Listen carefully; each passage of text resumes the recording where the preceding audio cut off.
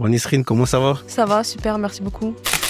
Ça t'a fait quoi de jouer pour ton pays d'origine? Sincèrement, c'est quelque chose que j'oublierai jamais de ma vie. Et moi, cette façon de porter le maillot du Maroc, c'est comme ça que j'ai rendu à mon papa. Moi, voilà, j'ai vu tous tes accomplissements, donc franchement, c'est un honneur. J'ai créé en 2017, le 17 janvier 2017, l'association sans frontières Daoudi Nisrine.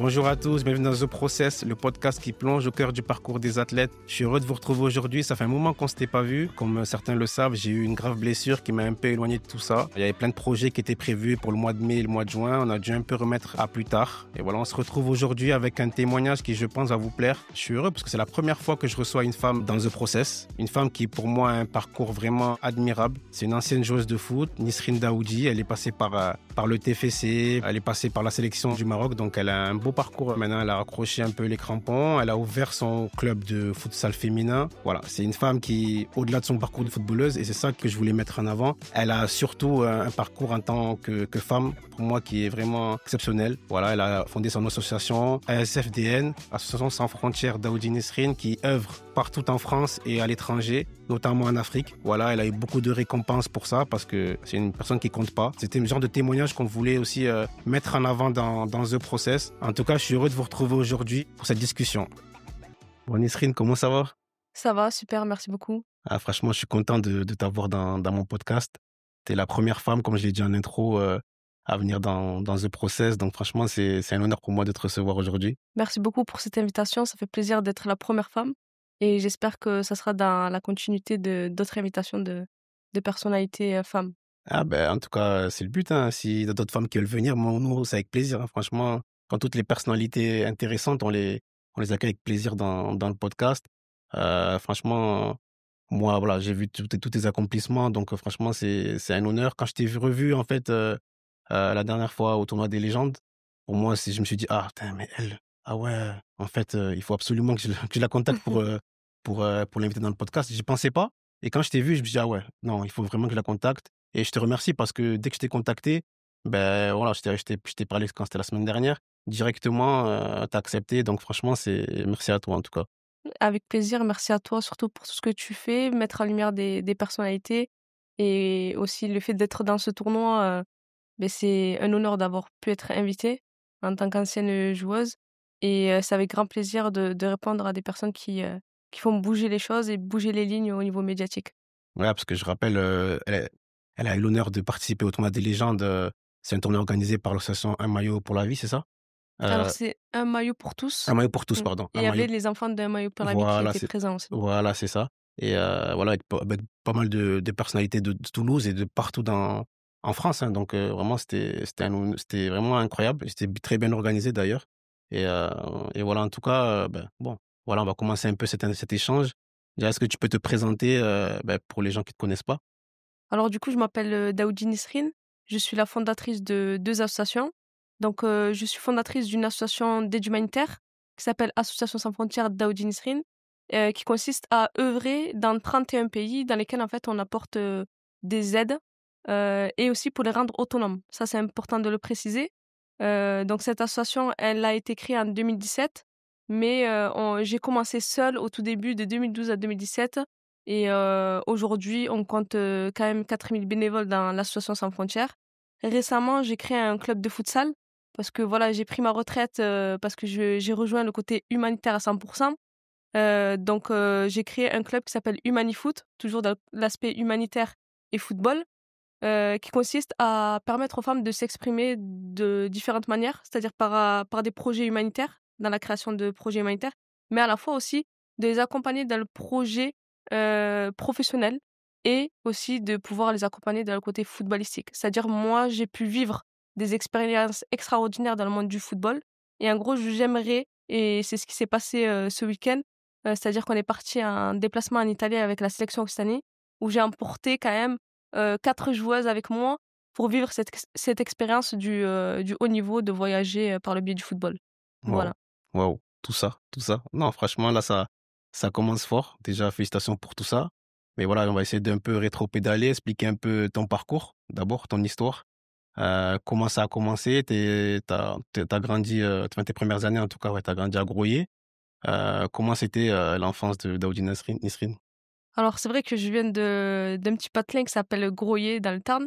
J'ai grandi avec que des frères, donc Mmh. automatiquement à la maison, il y avait pas de poupées, il y avait que des ballons de football.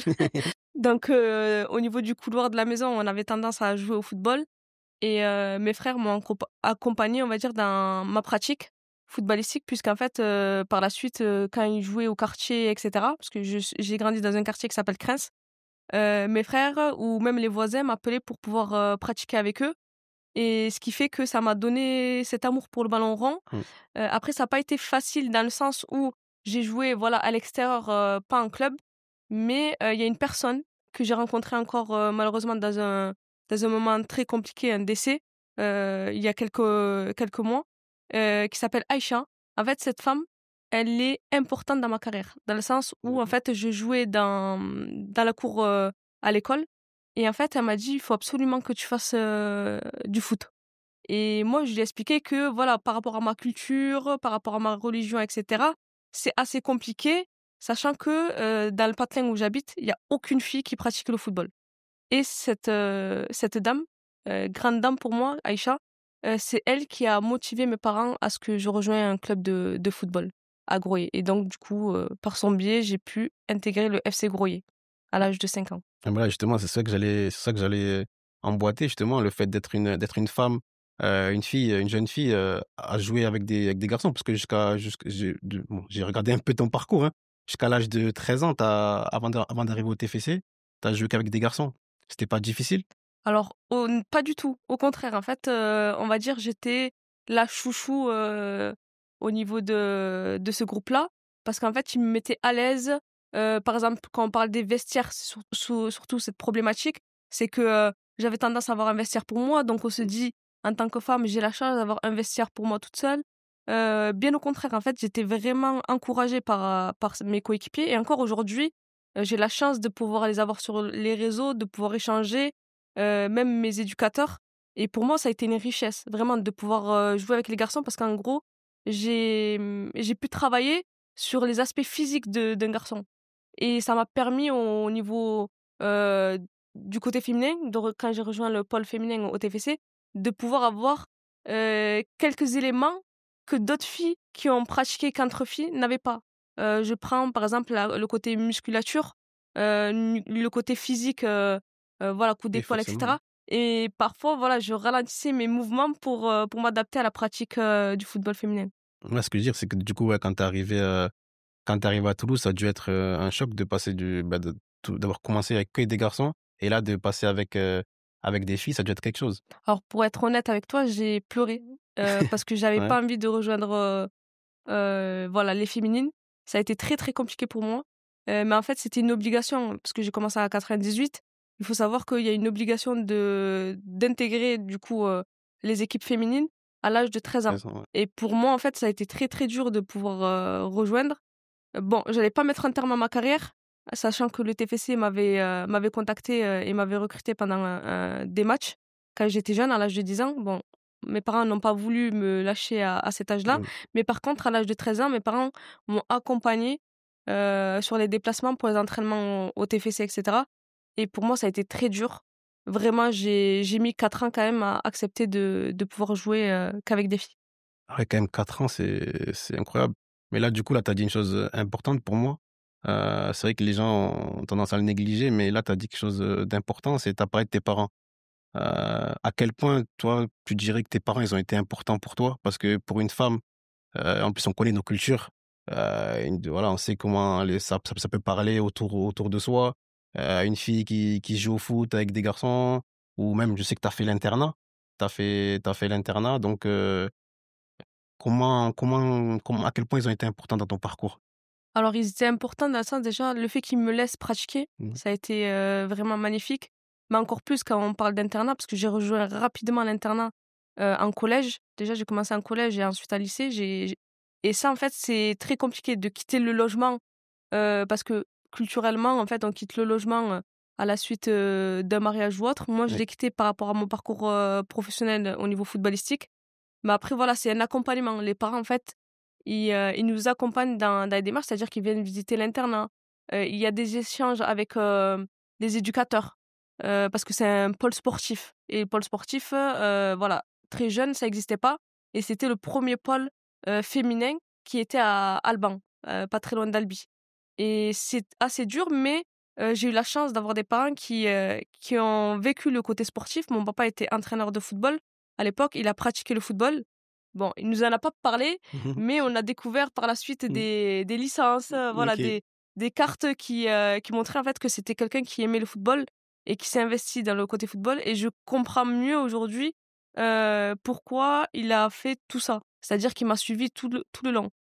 Par exemple, je dis une bêtise, mais je rate le bus pour aller à l'école, mais j'avais tendance à pleurer parce que je ratais le bus parce que j'avais, le foot. Mmh. J'allais perdre, une semaine de pratique.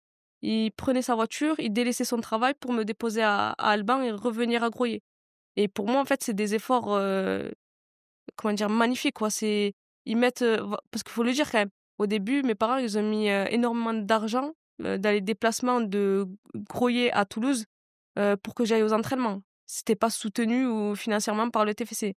Mais voilà, par la suite, je leur dois énormément parce que c'est grâce à eux que j'ai eu ce parcours. C'est grâce à mon papa, mais mon papa malheureusement nous a quittés, à la suite, d'une maladie et c'est grâce à eux que et mes frères que j'ai eu ce beau parcours footballistique.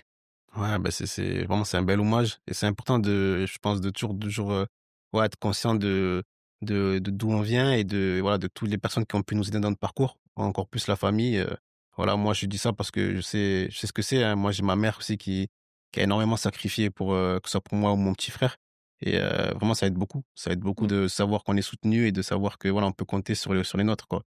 En tout cas, voilà. Après, du coup, t'es arrivé à Toulouse et tu là, tu joué à 16 ans en D1? C'est ça, en fait, j'ai rejoint rapidement la D1. Pour être honnête, je m'y attendais pas du tout parce qu'en fait, cette saison-là, quand je rejoins, la D1, je jouais avec une équipe mais extraordinaire. Mais quand je dis extraordinaire, c'est-à-dire qu'on gagnait tout, une belle ambiance. On était parti à un tournoi, assez loin, au niveau de la France et une ambiance extraordinaire.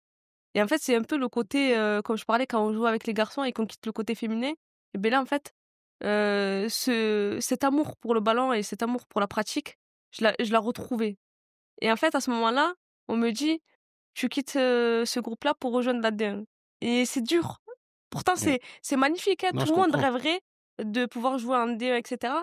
Mais à ce moment-là, c'était, une période, comment dire? Extraordinaire dans le sens où il y a que des bons résultats, il y a une belle ambiance et du coup, en fait, on te dit: «On t'enlève d'ici pour te remettre dans un groupe» et je sais pas si tu as pu le vivre dans ta carrière, mais c'est reconstruire une relation avec, toutes ces nouvelles coéquipières. J'étais très, très contente, hein, mais quand je voyais les autres s'entraîner avec, voilà, des moments de rigolade et cetera, je me suis dit: «Est-ce que je vais perdre ça?» et en fait, quand je suis montée en D1, pour moi, ça a été magnifique et c'était un résultat par rapport à tous ces sacrifices et mes parents, en fait, je me suis pas rendu compte, mais mon papa était très, très, très fier, heu, tellement il a versé des larmes alors que voilà, il a pas fait devant moi, mais devant sa famille. Le fait que je rejoigne quand même, l'équipe 1 et que ça commence à bouger du côté financier aussi. Ouais, donc c'est ça, ouais, voilà, tu rentres dans le monde senior. Je comprends tout à fait. Moi, que c'est un peu ça aussi quand j'étais un jeune et que tu allais t'entraîner avec les pros, que tu partais avec les pros, c'était voilà, avec les jeunes, tu étais à l'aise, tu à l'aise, non, tu toi et puis dès que tu arrives un peu avec les seniors, tu es un peu dans ton coin, un peu voilà, donc c'est sûr que c'est 2 approches différentes. Ça peut être très difficile au départ. En tout cas, je comprends tout à fait. Donc ensuite, voilà, tu fais tes premiers pas avec les seniors, tu fais ta petite carrière à Toulouse, une belle carrière d'ailleurs. Tu t'en vas, tu fais un peu tu as joué à Muret, à Montauban, voilà, c'était quand même un beau parcours parce que là, on va en venir, hein, jusqu'à la sélection du Maroc. Ça t'a fait quoi de jouer pour ton pays d'origine? Alors sincèrement, c'est quelque chose que j'oublierai jamais de ma vie.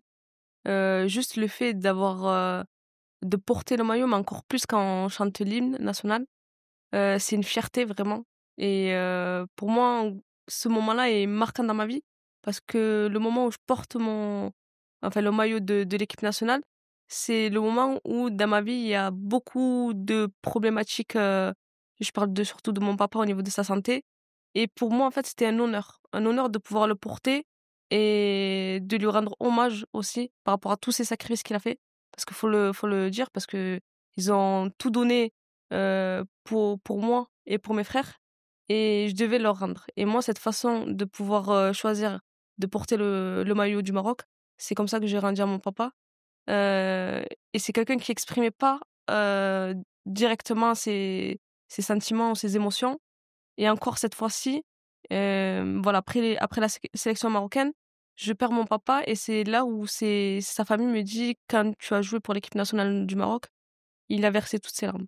Et pour moi, en fait, le papa, c'est quelqu'un de solide, de fort, et cetera, et savoir ça, j'aurais aimé le savoir avant son décès.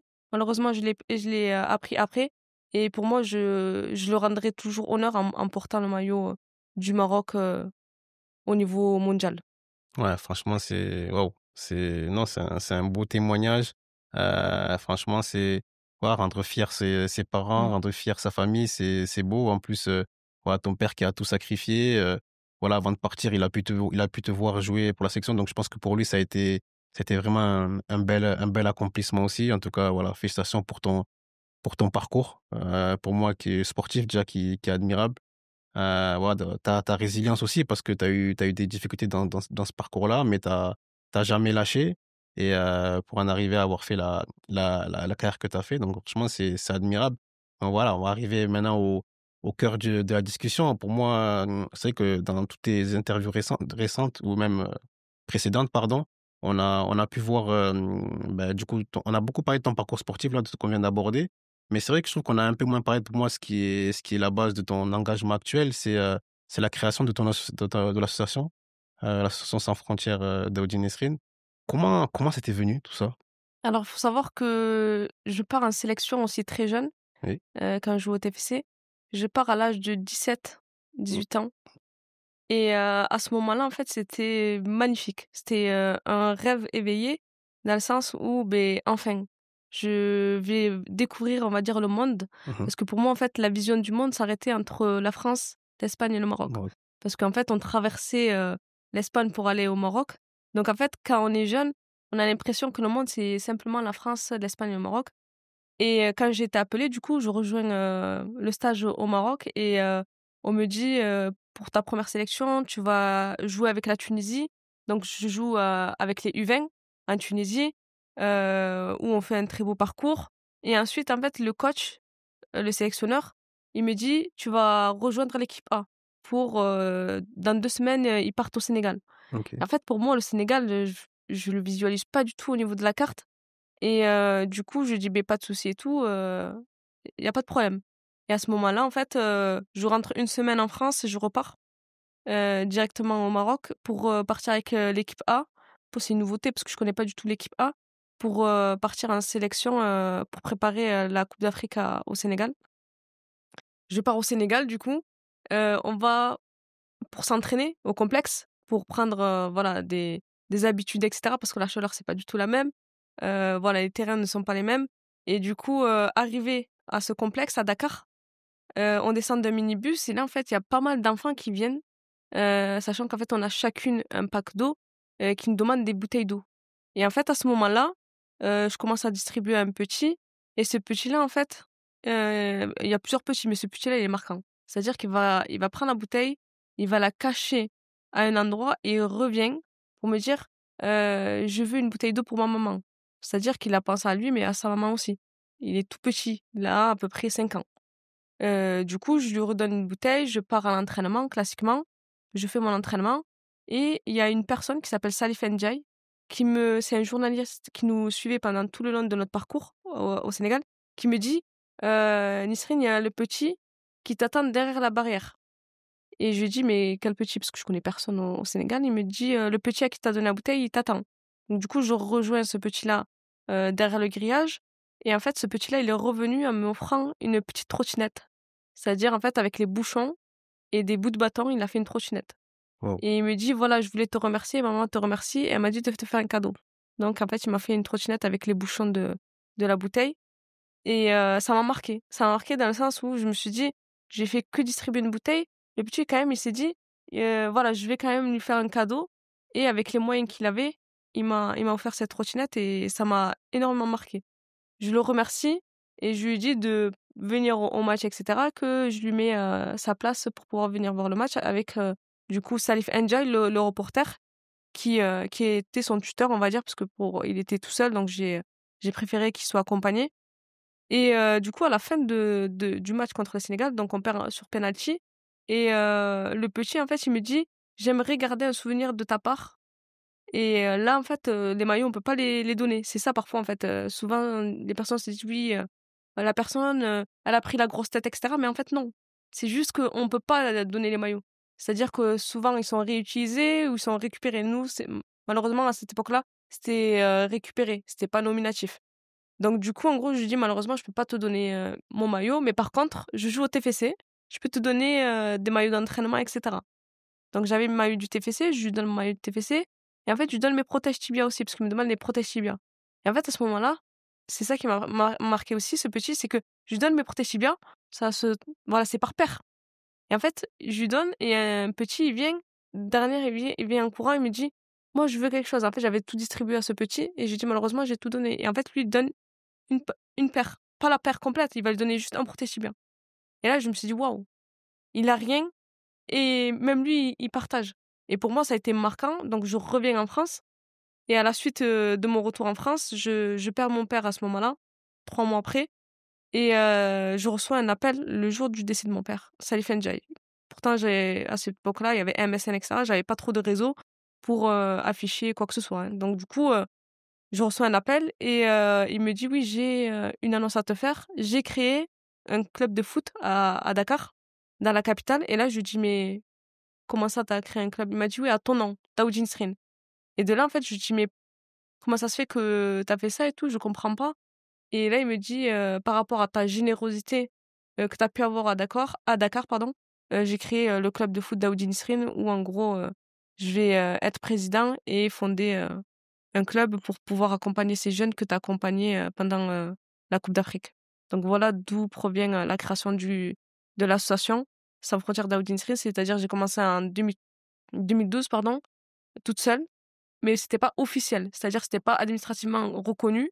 J'ai commencé en 2012 et en 2017, ils avaient besoin de matériel et en fait, j'ai lancé vu que je joue au TFC, j'ai fait un appel aux dons où j'ai collecté 400 kilos et en fait, j'ai demandé de l'aide pour le transférer. C'est de là où, Djilali Ayani, l'adjoint au maire, en fait, me contacte et me dit: «Il faut que tu crées, le club, l'association, pardon, l'association Sans frontières Daoud Nisrine officiellement pour que tu puisses envoyer, les dons». Et c'est ce que j'ai fait. Du coup, j'ai créé en 2017, le 17 janvier 2017, l'association Sans frontières Daoud Nisrine. Et pour l'anecdote par rapport à cette association, il me demande: «Comment tu souhaites appeler l'association?» Et là, je lui dis: «Je veux l'appeler association». Et là, il explose de rire parce qu'à ce moment-là, je suis à la faculté, j'ai pas le temps de réfléchir à la nomination de l'association. Il me dit: «Comment tu veux l'appeler?» Je dis: «Association». Et là, je vois, il rigole. Je dis: «Je peux pas appeler une association association». Je dis: «Beh, je sais pas». Il me dit: «Tu veux intervenir où?» Je lui dis: «Au niveau international ou au niveau mondial, par la suite». Donc, sans frontières. Et il me dit: «Tu connais, l'autoroute?» Je dis: «Oui». Je prends l'autoroute pour rentrer à Groyer, je connais et tout. Et il me dit: «ASF, ça te parle?» J'ai dit: «Oui, je le vois au niveau de la route». Donc tu voulais association. Le A, association et SF, sans frontières. Il m'a dit: «Par rapport à ta nomination, en équipe nationale du Maroc, et cetera, tu mets Daoud Nisrine». Et c'est de là qu'on a mis Association sans frontières Daoud Nisrine. Il a donné le nom, à l'association. Parce que beaucoup se posent la question, voilà, Daoud Ouais. Nisrine, et cetera, pourquoi? Et en fait, c'est, Djilal Layani, l'adjoint au maire, qui a donné, la nomination à cette association. Waouh! Franchement, quelle histoire, hein. Franchement, ça, c'est vraiment touchant, de voir à quel point, bah, voilà, la solidarité et à quel point aussi, voilà, tu as vécu quelque chose. Mais, beh, déjà, franchement, on remercie ce petit que tu as rencontré et qui t'a vraiment poussé à avoir ce déclic. C'est vraiment un témoignage pour moi touchant. C'est pour ça aussi que je suis heureux de t'avoir aujourd'hui. Ça a commencé, je savais pas que ça allait commencer comme ça, tu vois? Et voilà, donc du coup, ça a commencé là. En 2017, du coup, tu officialises, vraiment l'association. Et après, depuis, voilà, vous avez fait quand même, pas beaucoup, beaucoup, beaucoup d'accomplissements. Hem, d'où tu puisses toute cette force, en fait? Ou d'où viennent les idées? Comment tout ça est organisé, en fait? Alors, faut savoir que déjà dans l'association, il y a aucun salarié, c'est que des bénévoles. On a tous un travail à côté et comment? C'est-à-dire qu'en fait, on a tendance à voyager et par le biais de ces voyages, en fait, on découvre pas mal de problématiques et de besoins. Je prends l'exemple, dernièrement, on a fait une mission au Maroc, une caravane médicale et en fait, c'est par le biais de voyages et d'échanges, qu'on s'aperçoit que parfois, la sécurité que l'on a nous en France, c'est-à-dire qu'on peut disposer de pas mal de choses, d'aller à l'hôpital, de pas se soucier, comment ça va être financé et cetera. Parce on a la mutuelle, on a l'accompagnement de la CPAM et cetera. Alors contrairement à l'étranger, où en gros il y a les difficultés des personnes excentrées de la ville qui, eux, n'ont pas accès à tout ce qui est hospitalier. Ils sont obligés de se déplacer, en sachant que déjà, ils vivent dans la précarité. Donc leur dire: «Tu vas te déplacer pour aller faire des soins», c'est très compliqué. C'est plus ils vont utiliser l'argent pour se nourrir que, voilà, se déplacer pour se soigner. Donc en fait, nous, on a réfléchi à un aspect dans l'association Sans Frontières, c'est de réaliser plusieurs pôles. On a un pôle médical, un pôle sportif, un pôle, accès à l'eau, un pôle, aussi dans la pratique du sport. On a plusieurs pôles qui font qu'en fait, à chaque fois qu'on va se déplacer, que ce soit des bénévoles ou autres, en fait, ils vont identifier tous ces éléments-là. Ils vont se dire: «Voilà, quand je me déplace en vacances, est-ce qu'ils ont accès à l'eau? OK, ils ont accès à l'eau. Est-ce qu'ils ont accès à la pratique du sport? Non, il y a pas ils ont pas de stade et cetera ou ils ont pas de vêtements pour pouvoir pratiquer, hop, je vais déclencher un appel dans le groupe de l'association pour dire: «Voilà, il y a tel besoin à tel endroit» et en fait, au fur et à mesure, c'est pour ça que je disais au début, j'étais seule, mais aujourd'hui, on est 4 000. C'est qu'en fait, chacun porte un projet. C'est pas juste l'association qui propose des projets et c'est la différence de plusieurs associations, c'est que nous, en fait, on fait participer l'ensemble des bénévoles. On leur dit: «Voilà, s'il y a des besoins, vous pouvez vous-même proposer un projet». Et par la suite, voilà, on a commencé en 2012 et aujourd'hui, on est en 2025. On est à 700 projets qu'on a déjà réalisés dans 31 pays. C'est parce qu'il y a des déclenchements. C'est pas simplement l'association qui propose. L'association, elle va proposer des caravanes, au niveau médical. On l'a proposé au Maroc. Prochainement, on va le faire à Madagascar. Mais voilà, c'est participatif. C'est pas simplement, voilà, Nisrine Daoudi, via son réseau, elle va proposer une mission. Je prends l'exemple du séisme au Maroc. Il y a eu le séisme, le pôle médical, on s'est activé pour pouvoir se rendre sur place et par exemple les joueuses de Humanifoot, voilà, il y en a qui sont, dans le côté médical, d'autres pas du tout. Elles se sont proposées à pouvoir aller là-bas distribuer, des affaires, des accessoires et en fait, elles se sont déplacées, on les a accompagnées et en fait, nous, on les accompagne dans le côté plutôt financier, c'est-à-dire qu'on va lancer des cagnottes. On va lancer, des appels à dons pour qu'elles puissent partir avec et c'est ça qui est fort dans cette association parce qu'en fait, les personnes s'identifient aussi. C'est-à-dire que c'est eux-mêmes qui vont porter le projet et par la suite, ils vont se dire: «Voilà, j'ai pu réaliser ce projet, donc je veux relancer un nouveau projet ailleurs» et c'est pour ça que je dis pour moi, en fait, cette association, elle appartient à tout le monde. Elle est certes nominative, mais pour moi, c'est juste un nom et pour moi, chaque nom est intégré dans cette association. C'est ça la différence. Voilà, moi, c'est exactement ça que je retiens. C'est, le fait que c'est vraiment participatif, c'est vraiment ouvert à tous. Tout le monde, toute personne qui a une bonne idée ou qui a envie d'aider, ben il est le bienvenu, dans ton association. Voilà, je me suis permis déjà de lister, un bon nombre de, mmh, d'actions que vous avez entrepris. Je vais le dire parce que quand même c'est fort. Vous faites des maraudes auprès des SDF dans toute la France. En hiver, des distributions de duvets, de repas, des distributions de denrées alimentaires dans des hôtels de réfugiés dans toute la France, l'accompagnement des familles dans l'administratif, l'accès à la scolarité pour les enfants, au logement, au travail. Au Sénégal, 400 kilos d'équipements sportifs pour les enfants de ton école, comme tu l'as dit, de l'école Daoudi Nisrine. Mission pour le Maroc, de la collecte d'affaires scolaires, avec un partenaire avec l'école de Grenade, collecte d'équipements sportifs avec les joueuses de l'Olympique Lyonnais à l'époque. Mission à Djibouti, des constructions de puits au Mali, au Sénégal pour l'accès à l'eau, des missions au Venezuela, des collectes avec une association à Montpellier. Voilà, je pourrais lister, il y en a encore, il y en a encore, il y en a encore énormément, mais voilà, ça montre à quel point ben, vous êtes dévoués, vous avez, voilà, vous êtes vraiment dans une mission humanitaire de premier ordre et vraiment, c'est vraiment, moi, je trouve ça vraiment fort. Je trouve ça de s'impliquer autant. Tu sais, il y a beaucoup de gens qui disent: «Ouais, moi, j'ai envie d'aider, j'ai envie de» j'ai envie de faire ci, j'ai envie de faire ça, mais au final, il y a peu de gens qui le font. Et toi, très jeune, en 2012, en 2012, tu avais quel âge? Tu avais 17 ans quand tu as commencé? Là, voilà, voilà, tu pas simplement dit: «J'ai envie», non, tu as fait concrètement les choses et pour ça, vraiment, je te félicite. C'est vraiment un bel accomplissement pour moi. Merci beaucoup et je tiens à préciser aussi que, quand je commence, je suis étudiante, du coup, à la faculté de Paul Sabatier à Toulouse et je pars avec ma bourse et à ce moment-là, en fait, je dis au maire adjoint: «Si je dois mettre ma bourse pour pouvoir financer, le transport, je le fais» et là, il commence à rigoler, il me dit: «Ta bourse suffira pas» et à ce moment-là, en fait, c'est un élément marquant qui s'est passé aussi au niveau associatif, je parle. C'est-à-dire que, je crée l'association, donc elle est vraiment créée, cette association et là, je lui dis: «Oui, mais du coup, elle est créée, mais comment je fais pour envoyer 400 kilos qui sont à la maison?» parce que les 400 kilos je les ai eus à la maison et il y a des joueurs à ce moment-là, parce que les réseaux, en fait, ils jouent au TFC, ils ont véhiculé, l'affiche, l'annonce et cetera. À ce moment-là, il y a un truc qui est marquant. Marquant pourquoi? Parce qu'en fait, je suis à Toulouse, je reçois un colis totalement noir, c'est-à-dire on me contacte en bas, on me dit: «On a un colis pour vous» et là, je me dis: «J'attends aucun colis». Et du coup, je descends, je vois le colis, il est tout noir, je me dis: «C'est bizarre, je sais pas qu'est-ce que c'est» et cetera et la personne, je lui dis voilà, à celui qui vient me l'apporter, celui de la poste, je lui dis: «C'est quoi?»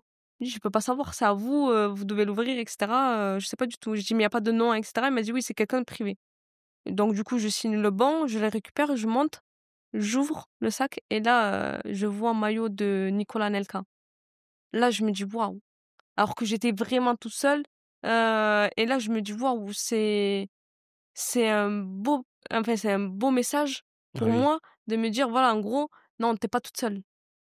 J'ai vu ton annonce, je t'ai envoyé ce petit cadeau", donc en fait, là, je me suis dit: «Ah non, je suis pas toute seule». En fait, c'est allé très loin. Ouais, Les ça t'a réseaux boosté. sociaux, ouais, ça m'a boosté, ça m'a donné du courage de me dire: «En fait, cette mission, c'est pas juste, la première, ça va être, la suite Ouais, de plusieurs. le C'est début de quelque que le chose de début grand. de» ouais, exactement et pour moi, en fait, c'est Nicolas, j'ai pas eu la chance de pouvoir le remercier et je tiens à le remercier du fond du cœur parce que, juste ce geste-là a fait qu'aujourd'hui, au niveau associatif, on est quand même dans 31 pays et c'est grâce à ce maillot qui fait que ça m'a donné ce courage de pouvoir me dire: «Ouais, Nesrine, tu pas toute seule, il y a une personne qui te soutient et du coup, on va continuer sur ce côté-là» et j'ai lancé aussi les collectes de maillots de joueurs, de foot. Beh, à la suite, le fait d'avoir reçu ce maillot, je me suis dit: «Je vais collecter le maximum de maillots pour, les mettre prochainement aux enchères» parce qu'on organise un gala en octobre, à Paris. Voilà, je le diffuse en Ah oui, bah, tu c'est pas encore raison, diffusé, tu mais raison. on organise ce gala-là avec, la vente aux enchères de maillots de sportifs et j'espère, que Anelka verra ce petit message et qu'il sera présent à ce moment-là parce que c'est aussi grâce à lui que j'ai pu, continuer, ce projet associatif parce que son maillot m'a donné, cette force et ce courage de pouvoir continuer, ces actions humanitaires.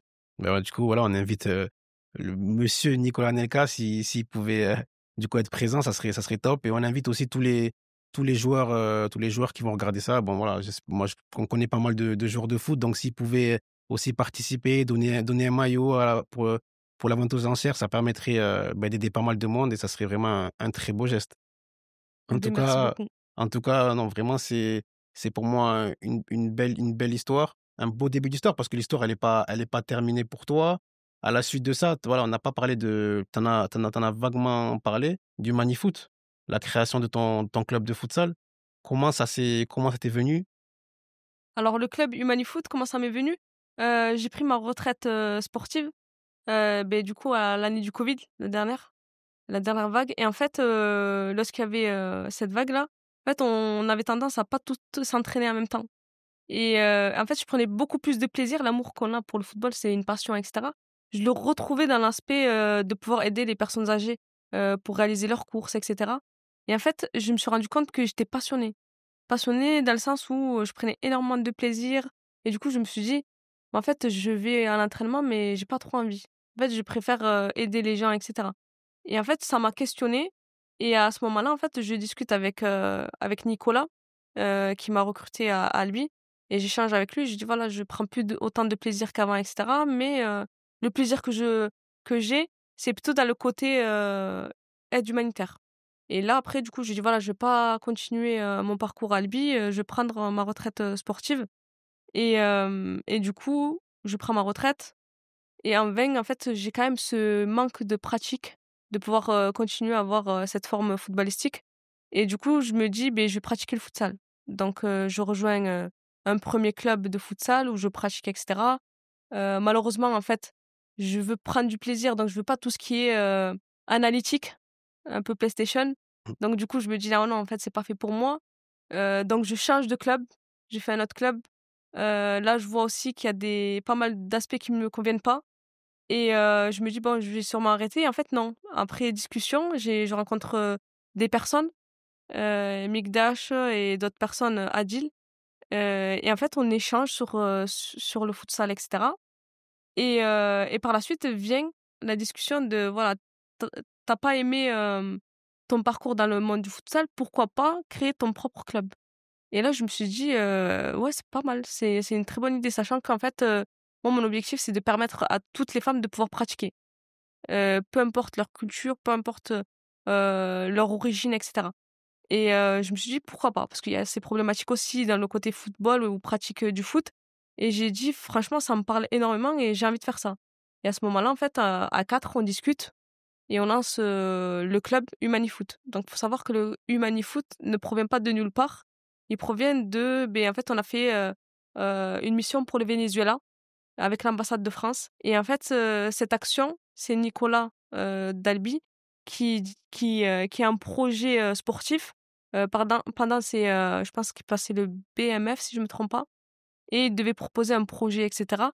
Et du coup, il a dit: «Beh, pourquoi pas, appeler ce projet d'aide humanitaire où on va collecter des affaires, sportives, Humanifoot». Humani de humanitaire et foot de Humanitaire, ouais. football. Et en fait, moi, c'est pour lui rendre hommage aussi parce qu'en fait, c'est une personne qui m'a énormément accompagnée lors des problématiques personnelles et cetera. Et au niveau footballistique, en fait, ça a été un mentor pour moi parce qu'en fait, il est parti du TFC, il m'a suivi, et moi, je l'ai suivi par la suite. Et pour moi, en fait, c'est aussi un hommage à cette personne-là. Et c'est pour ça que j'ai appelé le club Humanifoot parce qu'en fait, c'est réaliser de l'humanitaire et du football en même temps. Et voilà, c'est juste pour expliquer que, ces noms, en fait, que ce soit l'Association sans frontières ou Humanifoot, derrière ça, il y a des personnes et il y a des histoires. Ouais, ben, franchement, c'est une belle histoire. Mais du coup, voilà, tu as parlé de la création du Magnifoot. Maintenant, on va parler de ses actions, parce que c'est un club qui est dédié, aux femmes, pour le football féminin, permettre à des jeunes femmes, de tout âge de pouvoir, avoir accès à la pratique du football. Parce que des fois, ça peut être compliqué pour certaines. Comment ça se passe au quotidien concrètement? Concrètement, déjà, c'est magnifique parce qu'en fait, le fait d'avoir créé ce club fait que ça donne de l'engouement à d'autres clubs et qui réalisent la même chose. Et pour moi, en fait, c'est une fierté de voir que beaucoup de clubs, font des actions. Et il y a le côté sportif, c'est vrai qu'il y a tout âge. C'est-à-dire déjà, dans la première année, en fait, je voulais avoir une équipe de 10 personnes, 10 joueuses. Et en fait, je me suis rendu compte que quand j'ai lancé ça sur les réseaux, je commence à avoir des notifications, 44 filles. Et là, je me suis dit: «Waouh, qu'un créneau, on a qu'un seul créneau le dimanche et je vais avoir 44 filles». Et moi, il y a rien qui me freine. C'est-à-dire que je me dis: «Voilà, OK, il y a 44 filles, problème, automatiquement, il y a la solution». La solution, c'est quoi? C'est que on a certes le dimanche, mais je vais faire en sorte de me débrouiller pour, grappiller, pour trouver des créneaux et cetera. Et c'est ce qui s'est passé. C'est qu'en gros, voilà, j'ai essayé de gratter à droite à gauche avec, mon réseau et cetera. J'ai trouvé quelques créneaux, et par la suite, en fait, je me suis dit: «Bon, je vois que c'est tout âge, il y a des mamans, il y a des filles et cetera». Et en fait, c'est une génération magnifique parce que dans le sens où, habituellement dans le football, comme tu peux le savoir, tiens, on catégorise, les équipes. C'est-à-dire qu'on va en aller U14, on va mettre U14, on va aller U15, on va mettre U15. Et en fait, non. Là, dans le club, je me suis dit: «Je vais laisser vraiment une mixité au niveau de l'âge et cetera». Et en fait, c'est magnifique parce qu'en gros, on s'aperçoit que, par exemple, une U14 qui a déjà pratiqué le foot, qui a ce côté football dans l'âme et une maman qui vient de commencer, il y a une différence de niveau. Et en fait, tu te rends compte que la jeune, elle va expliquer à la maman Comment on fait? comment faire. Et Ah, pour c'est moi, en fait, incroyable. juste le fait de voir ça, je me dis: «C'est magnifique». Parce qu'en fait, ça a créé, un système intergénérationnel. Et pour moi, rien que de voir ça, Mais en fait, je me dis: «Je peux pas séparer». Ah Je oui. peux pas séparer, même si elle est problématique de niveau, c'est pas grave. Et en fait, aujourd'hui, je prends l'exemple d'une joueuse, elle s'appelle Aurore. Elle a débuté, elle accompagne ses enfants, à Bagatelle, qui jouent et cetera. Et elle s'est dit: «Ouais, pourquoi pas, moi, je vais pratiquer» et cetera. Et elle venait de débuter le football, c'est-à-dire elle avait jamais joué. Aujourd'hui, si tu la vois en terrain, tu peux pas te dire: «C'est elle, Aurore». Parce qu'en fait, son niveau, il est extraordinaire. Elle Ouais. avait pas de toucher de balle. Aujourd'hui, beh, elle te met des reprises de volée, Mmh. alors que ça fait simplement 1 an. Et pour moi, en fait, c'est magnifique. En fait, je me suis dit, je pense que si on avait fait en sorte de catégoriser les catégories, c'est-à-dire mettre, les Oui. U14, les U15 et cetera, ou par niveau, parce qu'après on travaille par niveau. Par contre, par rapport aux préparations de matchs et cetera, même si on a que le dimanche, on fait en sorte de remettre les équipes pour préparer le match et cetera, mais dans certains entraînements quand on n'a pas de compétition, de laisser libre. Mais pour moi, c'est une grande fierté parce qu'en fait, je me dis, il y a le côté coach qui apporte, ces éléments et cetera, mais le côté humain de chaque joueuse, pour moi, c'est le plus important. Ouais, ça permet de créer une émulation entre les Exactement. filles et non, vraiment, moi, je trouve ça beau. C'est bien de le dire parce que, tu vois, tu as eu beaucoup de demandes et ce que j'aime dans ce que tu as dit, c'est que, ouais, toi, il y a rien qui te freine, il y a rien qui te fait peur. Au travers de tes expériences, tu as acquis cette confiance aussi. Tu es novatrice. Ouais, tu es quelqu'un qui entreprend et c'est ce côté-là aussi que je voulais mettre en avant, de faire toutes ces choses-là à ton âge parce que, ouais, on a le même âge, toi et moi.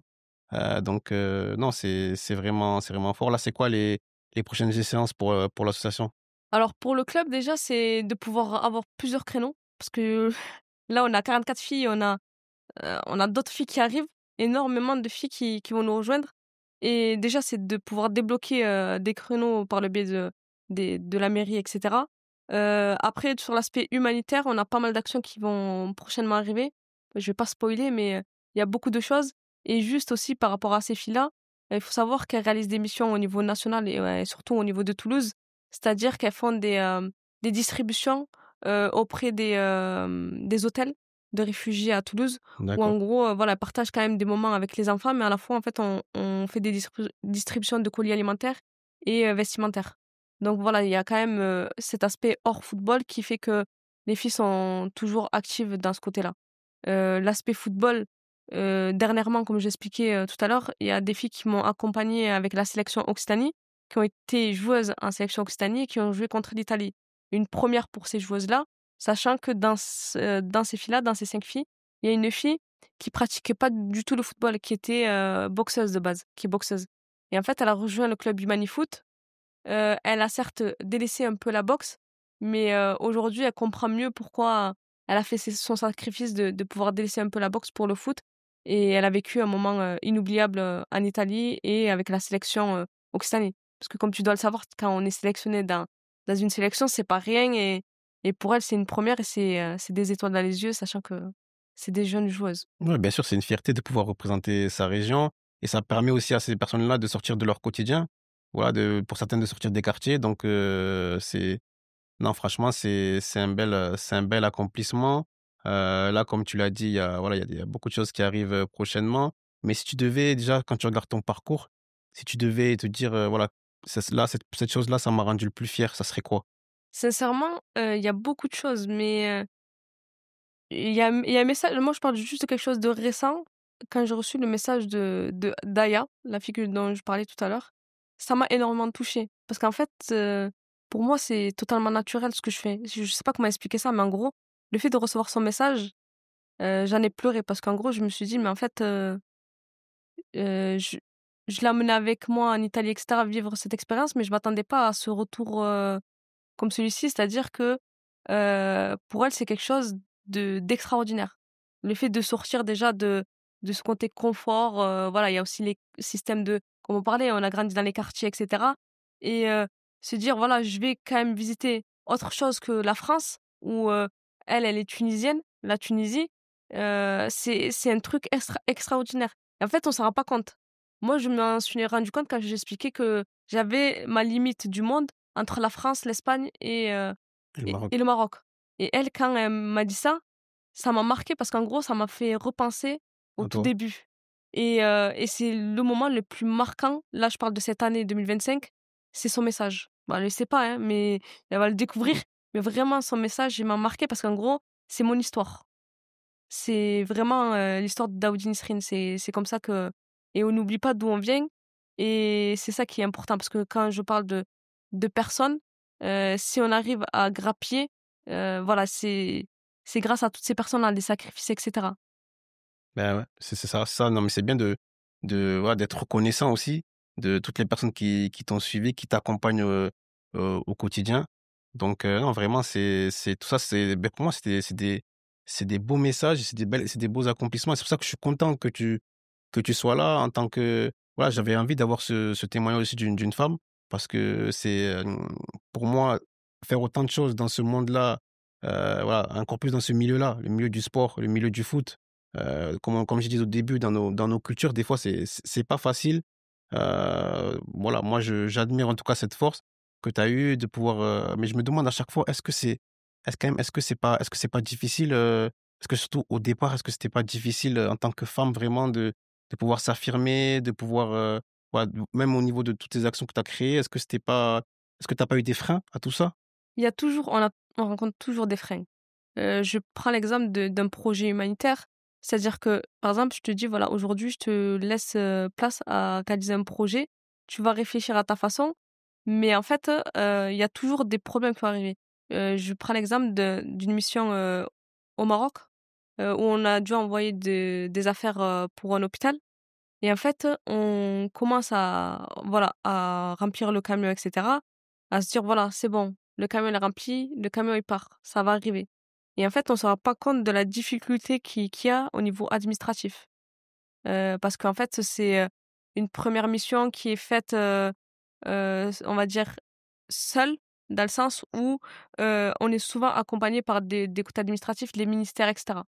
J'ai voulu tester. Je me suis dit: «Voilà, pourquoi pas essayer seule, sans l'accompagnement de qui que ce soit» et en fait, je me suis rendu compte que quand j'ai lancé cette action, je l'ai fait à tête baissée dans le sens où, j'ai enlevé mes protections. Mes protections dans le sens où j'ai vu toutes les choses, qui étaient roses. Je me suis dit: «Bon, lui, j'ai confiance en lui, lui, j'ai confiance en lui» et cetera et en fait, par le biais de cette mission, j'ai pris une grosse claque parce qu'en fait, je me suis aperçue que parfois l'homme pouvait être méchant. Ouais, C'est-à-dire utiliser des actions et cetera, pour son pour profit. par profit. Voilà, c'est ça, pour son profit et cetera et il faut dire que en gros, voilà, je fais confiance et cetera, je laisse partir les dons et arrivé à la douane, un blocage.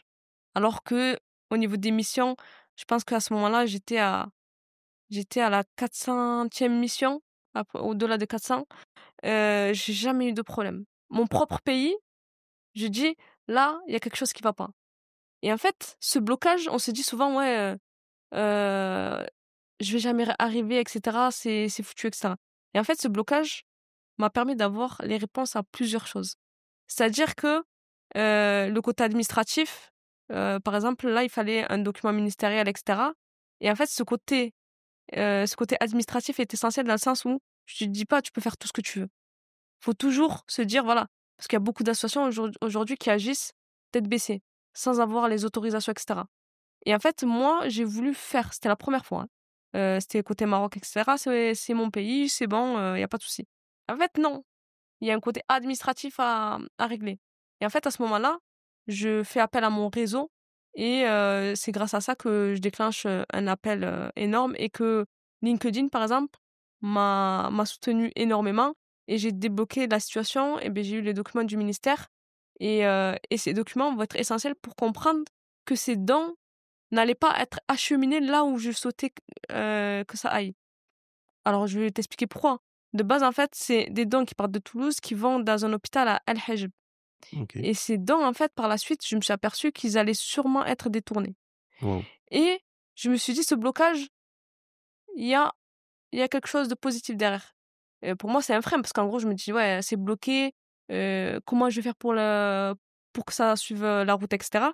À ce moment-là, je passe un coup de fil parce que j'ai eu les coordonnées et tout se simplifie et à ce moment-là, quand j'ai la personne au téléphone, elle me dit: «Vous avez eu de la chance parce qu'en gros, dans le côté administratif, par rapport aux bons et cetera, c'est pas l'adresse qui avait été indiquée dans le dossier que vous m'avez envoyé» et là, à ce moment-là, je me dis: «Waouh!»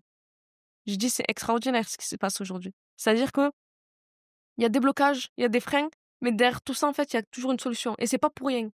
Moi, j'ai découvert ça. Mais quand tu fais d'autres missions, tu découvres d'autres vérités. Votre vérité, Et ouais. pour moi, en fait, à partir de là, je me suis dit: «Quand il y a un blocage, c'est pas pour rien, il y a toujours quelque chose derrière. Il y a toujours une vérité». Chez nous, on dit: «Après chaque blocage, il y a un khair». Donc pour moi, à chaque fois que j'ai un blocage, je me dis: «C'est pas grave, c'est pas pour rien. Si ça m'arrive aujourd'hui, c'est qu'il y a mieux, plus tard». Et par rapport à cette mission, pour moi, ça a été un rappel. Un rappel dans le sens où, tu peux pas avoir confiance en tout le monde. Et pourtant, je faisais confiance à tout le monde. Ouais, c'est clair, c'est clair. C'est pour ça que les gens souvent au départ quand ils font des choses, ils ont les cercles ouverts et après souvent malheureusement ils viennent à fermer les cercles parce que, ben, les gens des fois ils profitent de ce que tu as pour Exactement. s'enrichir et ça Mais peut c'est être, totalement ça. Et c'est pour ça qu'aujourd'hui, je remercie énormément le ministère du Maroc, et cetera. Parce que grâce à cette problématique, aujourd'hui, voilà, tout ce que je réalise comme mission au Maroc, c'est après des autorisations. Parce que vraiment, quand je dis qu'il y a des associations qui interviennent sans autorisation, pour moi, aujourd'hui, c'est impossible. Dans d'accord. toutes les missions qu'on réalise, au niveau international, si on n'a pas une autorisation, on ne fait pas le projet. OK, Parce que c'est une protection pour, les personnes qui vont recevoir, comme les personnes qui donnent. Parce que je prends l'exemple de création, lors du séisme et cetera. Il suffit que, on construit quelque chose sans autorisation et qui se démolisse sur une personne, c'est qui va prendre? C'est ça se l'association. sent. Et ça, vraiment, je favorise énormément les associations, quand elles réalisent un projet humanitaire, à demander les autorisations, vraiment. Ah, Parce parce que que ça ça peut apporte une couverture aussi. exactement, ça apporte une couverture. Bah, en tout cas, merci. Merci pour ces mots-là. On arrive sur la fin de notre échange. Franchement, voilà, j'ai appris pas mal de choses. Je trouve que c'est vraiment inspirant. Mais du coup, ma dernière question, c'est si tu avais peut-être, un conseil pour une fille ou un garçon de 15-16 ans à l'adolescence, qui se cherche, qui sait pas trop, qui a envie de peut-être d'entreprendre des choses, mais qui se pose des questions, ça serait quoi? De pouvoir, continuer ce qu'il souhaite faire, de croire en ses rêves, de vraiment, se poser aussi, parce que c'est important de se poser, de prendre une feuille, de mettre, les points positifs pour, que ce soit de l'entrepreneuriat ou un projet sportif et cetera. Le côté positif, le côté négatif Négatif. et les sacrifices que ça implique. Parce que c'est vrai que le fait de se poser, d'écrire, c'est énormément bien et en plus ça nous laisse des traces par la suite, pour, Ce que tu as fait? exactement. Ah ouais? Exactement. D'écrire et de se dire: «Voilà, j'ai commencé avec ça, aujourd'hui, voilà où j'en suis et comment ça se passe» et cetera. Et de pouvoir aussi oser. Pour moi, oser, c'est important dans le sens où, oser en parler, oser, pouvoir demander de l'aide. Parce qu'en fait, on n'est pas seul. On a la chance de pouvoir avoir un réseau magnifique, que ce soit les parents, l'entourage et cetera et de pouvoir en parler parce que grâce à ces personnes-là, en fait, on va grandir d'expérience. Je parle pour les jeunes, hein, d'expérience, parce que moi, personnellement, dans le club, il y a pas mal de jeunes j'ai la première jeune de 15 ans qui a un permis, poids lourd. Pour moi, c'est extraordinaire et je ne le connaissais pas et pourtant, hein, heu, Waouh! j'ai fait Ouais. les écoles et Ouais. j'ai fait les masters et cetera. Je Mmh. savais même pas qu'à 15 ans, on pouvait avoir, Le déjà le permis poids permis lourd. et cetera, poids lourd et pour moi, en fait, c'est enrichissant de pouvoir avoir ces échanges intergénérationnels et c'est une force pour tous les jeunes de pouvoir aussi, échanger avec toutes les personnes de n'importe quel âge, les parents, les cousins, les amis et cetera et pouvoir se projeter. Il faut oser dans le sens où voilà, j'ai eu la chance d'accompagner des footballeuses, qui pensaient être, vraiment que dans le côté régional et aujourd'hui elles sont professionnelles parce qu'en fait elles se disaient: «Ouais non je peux pas sortir de ce club-là parce que, je joue pas, je suis pas titulaire» et il y a certaines joueuses qui ont osé m'écrire et aujourd'hui elles sont à l'étranger en club professionnel, en Ligue 1. Donc vraiment il faut oser de parler et ne pas avoir peur d'en parler. C'est vraiment un beau message. Voilà, pour moi, c'est une belle conclusion en tout cas. En tout cas, vraiment, je te remercie d'avoir été là. Bon, je pense peut-être que tu as quelque chose à dire, peut-être pour remercier les gens ou peut-être pour inviter les gens à te suivre, à suivre les actions de l'association, peut-être sur les réseaux? Totalement. Donc du coup, merci à toi en tout cas de m'avoir invitée et j'espère que les gens vont suivre ce que tu fais et je compte à ce que vous suivez, tout ce qu'ils réalisent C'est parce gentil. que derrière le micro Mais voilà, il y a le côté un peu interview, mais c'est quand même une personnalité aussi. Et je souhaite vraiment te féliciter pour ce que tu fais, pour mettre en lumière à nouveau voilà, les parcours des personnes, parce que tu as C'est aussi ton gentil. propre parcours C'est vrai. qui est extraordinaire. Extraordinaire, je dirais pas ça, Il est ex- mais il y a des choses. Voilà, c'est totalement le côté humble qu'il a. Et du coup, voilà, n'hésitez pas à suivre l'association Sans Frontières Daoudi Nisrine sur Instagram ou Facebook. Et aussi, voilà, au niveau des réseaux sociaux, ben, c'est Nisrine Daoudi. Et prochainement, je vous réserve une grosse surprise parce qu'en fait, on s'arrête pas sur le côté que associatif. On va déclencher un nouveau projet. Et voilà, pour découvrir tout ça, je vous donne rendez-vous sur Instagram Nisrine Daoudi. Et pour celles et ceux qui souhaitent s'inscrire ou qui ont des questions sur le côté pratique football ou autre, que ce soit les jeunes ou pas, il y a aussi le club Humanifoot sur Instagram. Et il faut savoir que maintenant, si vous cliquez sur ChatGPT, que vous mettez club de futsal féminin sur Toulouse, le premier club qui sort, je ne sais pas pourquoi, alors qu'il est récent, c'est Humanifoot. Voilà. Oh, ça veut dire déjà que l'intelligence artificielle a détecté quelque chose chez toi ou plutôt dans ton club. Extraordinaire quand même. Je l'ai découvert parce qu'il y a une fille qui nous a rejoint grâce à ChatGPT. Ah ouais, Ouais, elle a dit qu'elle avait écrit sur ChatGPT club de club de futsal, futsal toulousain, premier club, et elle a pris la capture d'écran Humanifoot. Humanifoot. Non, mais c'est extraordinaire. Ouais, Alors qu'on est vraiment. récent, hein. On a 2 ans.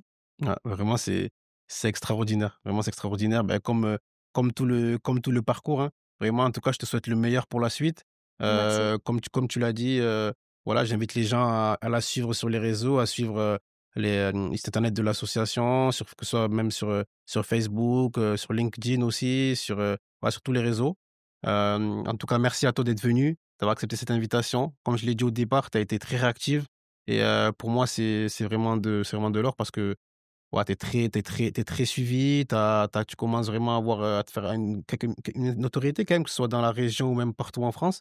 Et voilà, t'as beaucoup d'actions aussi en cours. Donc, tu as pris le temps de venir avec moi aujourd'hui et vraiment, je suis très heureux de t'avoir reçu en tout cas. Merci à toi et j'espère à la prochaine et pourquoi pas à ma place, s'il le voit, Docteur Dodji. Il y a une place qui se prépare ici pour que tu puisses aussi interroger monsieur là, voilà, c'est une star, il saute pas le dire, Cheikh, hein. Cheikh, Une il star, faut voir sur toujours Google. plus. N'hésitez pas à aller sur Google et feuilleter son parcours. Ah, c'est gentil en tout cas, merci et merci à toi d'être venu. Merci à toi. Bon, la discussion est terminée. En tout cas, je repars de cet échange avec Nisrine avec encore plus d'admiration pour elle. Donc, je suis heureux d'avoir pu partager ce moment avec vous. J'espère que ça vous a plu. N'hésitez pas à vous abonner, liker, à commenter et partager autour de vous. Vraiment, c'est ça qui donne de la force à The Process. Ça nous permet de poursuivre. Vraiment, j'ai reçu beaucoup de messages. Il y a beaucoup de personnes qui me demandaient alors, c'est quand la prochaine? Ben voilà, c'est pour maintenant. Il y a beaucoup de choses qui arrivent. N'hésitez pas, hein, parce qu'il y a beaucoup de personnes qui me proposent des choses, qui me demandent, ouais, pourquoi tu ferais pas ci, pas ça? Ben, n'hésitez pas à revenir vers moi. Moi, voilà, je suis prêt à tout entendre, après à tout entendre progresser. Voilà, je suis encore jeune, je débute dans le truc, donc voilà. Il n'y a pas de souci, on est là pour s'aider.